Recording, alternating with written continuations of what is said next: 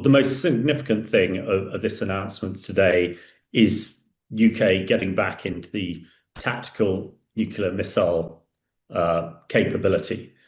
This is a capability we gave up in 1997 as part of the peace dividend, and therefore just had our strategic nuclear missile capability based in Trident submarines. So that is the main issue with getting F-35As. F-35A stealth fighters. Britain already has a number of F-35Bs. So one of the reasons I think that the UK decided to do this is because the aircraft are very similar. I understand if you can fly one, you can fly the other with a couple of hours retraining rather than learning to complete new aircraft. And also all the infrastructure, logistics, servicing parts, etc., is something that Britain has anyway. So a relatively straightforward decision to make. But I think from a strategic implication, it's absolutely huge. To me, nuclear deterrence works when there is parity and equilibrium. And that parity and equilibrium between the East and the West has pretty much kept the peace, the nuclear peace, for the last 85 years. But it's been very clear, particularly in the last 3 years since Putin invaded Ukraine, that nuclear equilibrium is now out of equilibrium. And this is a recognition.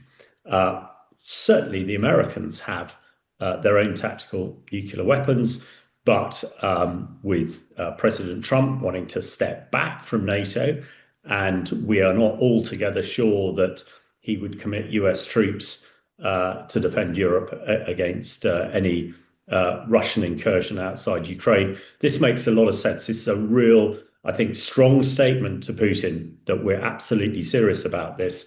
And just the final bit of this introduction piece, the reason it's so important is that Putin and his supporters have threatened us with tactical nuclear attack almost since day one of the invasion after the 24th of February 2022. His assumption is that we would not use one of our ballistic nuclear weapons that are tens, if not hundreds of times more powerful than these tactical nukes. Therefore, he could use it to threaten us. I think now that equilibrium is coming back into equilibrium. So a really strong statement. The F-35A is already designed and can take the key American tactical nuclear weapon, which is called a B-62. This is a precision-guided missile that fits on these aircraft. You just can't strap any bomb or missile onto any sort of aircraft. They're highly engineered and they've got to work. That is the key thing about the F-35A. I also understand the F-35A is a much longer range fighter than the F-35Bs. Therefore, it can strike much deeper into various targets. The A's can also carry a whole host of conventional munitions, and no doubt, that is part of why they would want that. These are fourth generation stealth fighters, stealth aircraft as well. And, everybody who saw the US attack into Iran over the weekend sees how these aircraft can operate unfettered against current Russian air defense capabilities. So it's all very well having a tactical nuclear capability, but if you can't deliver it to where it's required, then it's almost not worth having. Again, by getting these stealth fighters, it's a demonstration that Britain is serious. And at the moment, it would appear that the Russian air defense capability is a generation behind being able to stop these aircraft. Nuclear deterrence is, that's what it said. The art of warfare is to win without fighting. The art of the nuclear deterrence is the basis that if you use them, we have something that we call mutually assured destruction, that is the end of the planet. This sounds pretty horrific and far-fetched, but it has kept the peace between the East and the West since the end of the Second World War, probably far more than anything else would do. So that is its key effect. But in recent years, and particularly more recently with the Americans stepping back from Europe, there has been this imbalance. The European nuclear countries, the UK and France, and certainly ourselves, have not had this capability. And people, why is Britain sticking its neck out? Well, whether we like it or not, Putin sees Britain as the root of all evils in Europe. His anger and ire is always focused on London and on the UK. Quite why that is, quite why he has this antipathy towards us is difficult to know when he's got all these other countries in between who are as belligerent against him as we are. But we must understand that that is the case. Therefore, we must show a credible conventional and nuclear deterrence that will prevent him heading west. So yeah, nuclear weapons are there not to be used. And if everybody has parity, what we've learned over the last 85 years, they won't be used. The statement is required today. We are threatened by Russia more than in any time in our history. This is the time when we have to demonstrate resolve.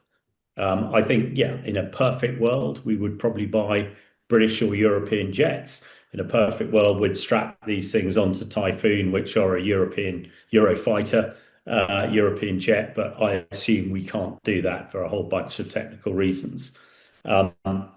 Jet development is something that takes years. We're getting very used to, in the contemporary battlefield, the current battlefield, that technology moves so quickly and drones change from day to day. Unfortunately, when it comes to stealth fighters required to hold these missiles, these sort of things, even with the technology available today, tend to take years and years. So if we say, we're going to do this, but in 10 years' time, then it's not really a deterrence. But if we buy off the shelf, and buying off the shelf is generally cheaper than developing it yourself, we can very quickly show that we are serious. We do have a deterrence.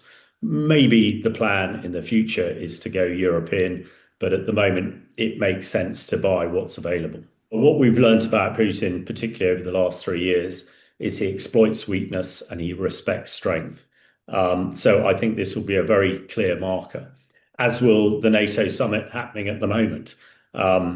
We all in NATO, in Europe, have paid lip service to our defence and so overspent the peace dividend since the end of the Cold War that, in a way, it's not surprising that Putin thought that we were disinterested in places like Ukraine and other ex-Soviet states, that he decided he would take them back.